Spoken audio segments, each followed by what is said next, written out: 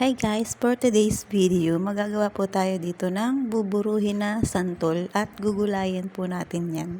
Bali, tinanggal ko po pala yung sounds nung una kasi na-copyright po tayo. Kaya, pinaguhan ko po ulit ng sounds. Bali, dyan po nagbabalat po tayo at babalatan po natin isa-isa ang ating mga santol bago natin yan yadyarin. Ganyan po pala yung mga ginagawa naming gulay sa Quezon. Taga Infanta Quezon po, kaway-kaway po sa inyong lahat. Dahil yan po yung pinaka-specialty po namin na niluluto. Napakasarap po niyan.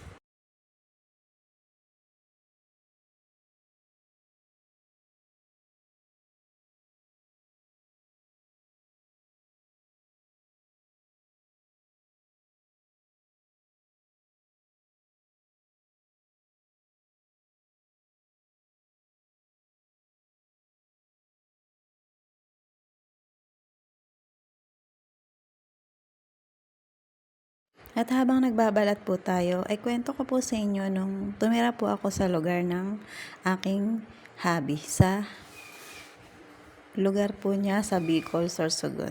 Nakaluto po pala ako doon kasi hindi nila alam kung bakit ganun yung luto sa santol. Nung magluto po ako, tinikman na po nila na bakit hindi daw po maasim. Pero ang teknik po talaga dyan yung huhugasan po ng marami and then binuburo po namin yan sa maraming asin ng ilang weeks para tumagal po siya. Kahit po taon, pwede po siyang iburo. Sobrang napakasarap po pag naluto niya. At yan, natapos na po tayo sa pagbabalat. At pupunta na po tayo sa pagyayadyad ng ating mga nabalatan na santol. Ayan, nabalatan na po nating lahat. At yan, nabalatan na po nating lahat. Mag-uumpisa na po tayong magyadyad. Kung wala po kayong kayuran na, yung kaguran na mano-mano, kasi sa probinsya lang po yan uso. Dito po sa city ng Laguna, wala pong ganun. Kaya, ang ginawa ko po ay sayadyaran po ng keso yan. At pwede naman po gamitin yan. Mas mabilis naman po siya makayod. Ayan guys, tuloy-tuloy lang po ang pagkakayod natin ng ating mga santol hanggang sa matapos ito ng pagyayadyad.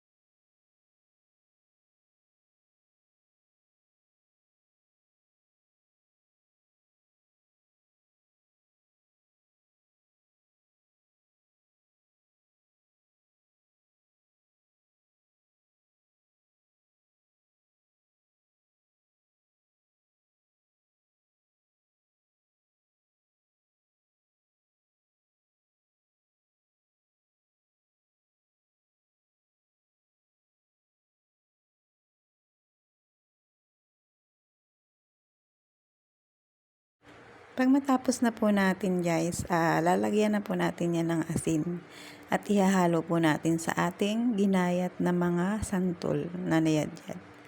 Ayan, kailangan po maraming asin at lahat po ng ating mga ginayat ay malalagyan ng asin para hindi po siya magkaroon ng amag.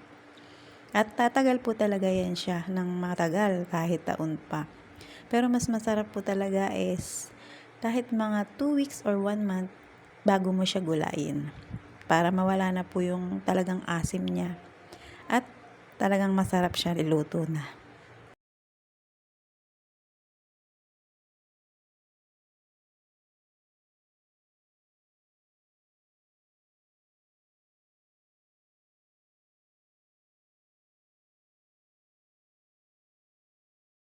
Ayan, tuloy-tuloy lang po at minikos-mekos lang po natin yan hanggang sa mag-mix lahat ng asin sa ating gulay na santol.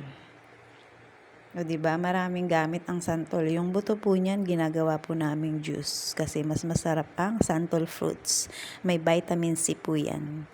Talagang marami siyang vitamins na nakukuha. Lalo na po sa gulay na yan.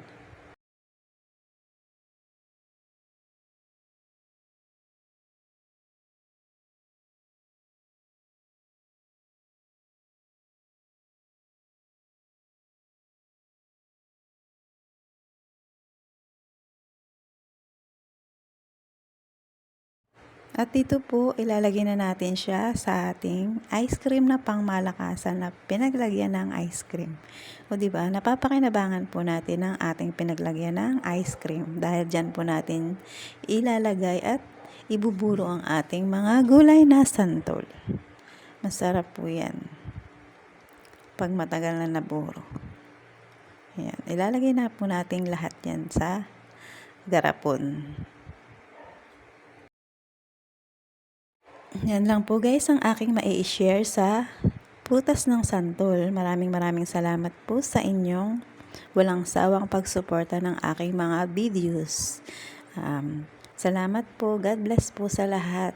Salamat po. Salamat.